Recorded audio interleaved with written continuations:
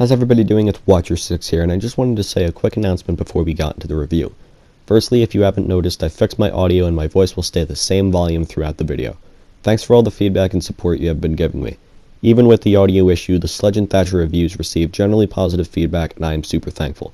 Alright, today we are going to be taking a look at Smoke, the operator who has the most crowd control on the defending team. So let's delve into his loadout. Smoke has two options for primaries, the FMG9 and the M59 pump-action shotgun. Now I'm going to recommend the FMG9 simply because I like to be able to engage enemies at a distance, but I'll tell you why it's possible to run the shotgun when I get to his secondaries. Smoke has two options when it comes to his secondaries, the P226 pistol and the SMG11 machine gun. Now the SMG11 has a very good range, so you could pair it with the shotgun if you desire, but if you can't handle the recoil on the SMG, then run the P226. I run the red dot, flash hider, and vertical grip on the SMG11, and I also run the red dot and flash hider on the FMG9. Keep in mind that the FMG9 does not support grip attachments. Smoke also has a choice between impact grenades and barbed wire. Now both of these are helpful tools and I don't really have a recommendation. It depends on whether or not you're going to be roaming with Smoke, which I'll get into later. Lastly, Smoke has 2 armor and 2 speed, which makes him very balanced when it comes to his stats.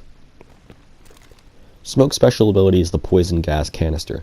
It's thrown like a frag grenade and can be detonated remotely from anywhere in the building like a nitro cell.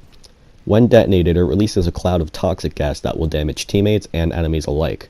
Smoke himself, however, is immune to the effects of the gas. When planted, the canister does not emit any sound, however it does have a glowing red light on it. You can only have one canister placed down at a time.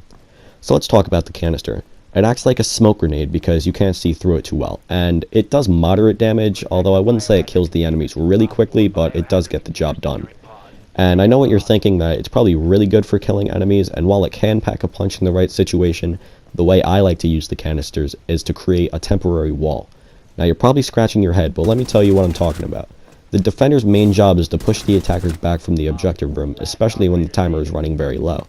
So if there's 10 seconds left on the clock and you throw a canister down in the door, the attackers are either going to be forced to run through the gas or forfeit their win by not pushing into the objective.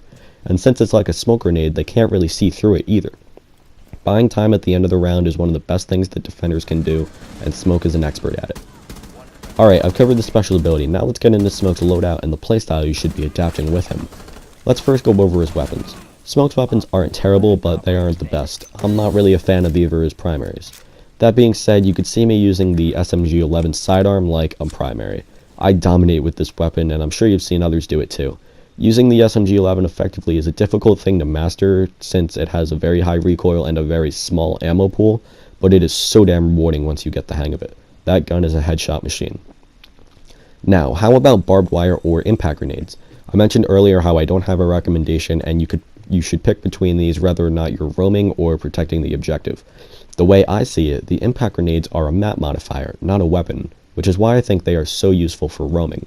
Being able to open up quick holes in walls to flank enemies or escape danger is very valuable, but you don't really do this when playing the objective, which is why I think Smoke is better off using the barbed wire, because I think Smoke is stronger when playing the objective rather than roaming.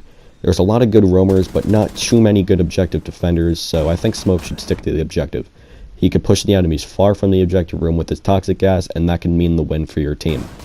Now, as per usual with the gadget, what I just said about picking barbed wire over impact grenades should be completely dismissed if you and your team have a specific plan. So before I conclude the review, I wanted to talk about a trap that I've had success with when playing Smoke. Like mentioned before, the gas canister does not emit any noise and the only distinct visual is a red light on the canister. So what I like to do is hide it in a tight corridor and place barbed wire on the ground. When you hear enemies walking through the barbed wire, detonate the canister. The barbed wire will make them slow and they won't be able to escape in some cases. You may not kill them every time, but you will definitely scare them away, and if the enemy is smart, they will find a different way into the objective. Well, this is it for my Smoke guide. If you enjoyed, don't forget to subscribe and hit that bell button to be notified whenever I drop a new video. Thanks for watching, and don't forget to watch.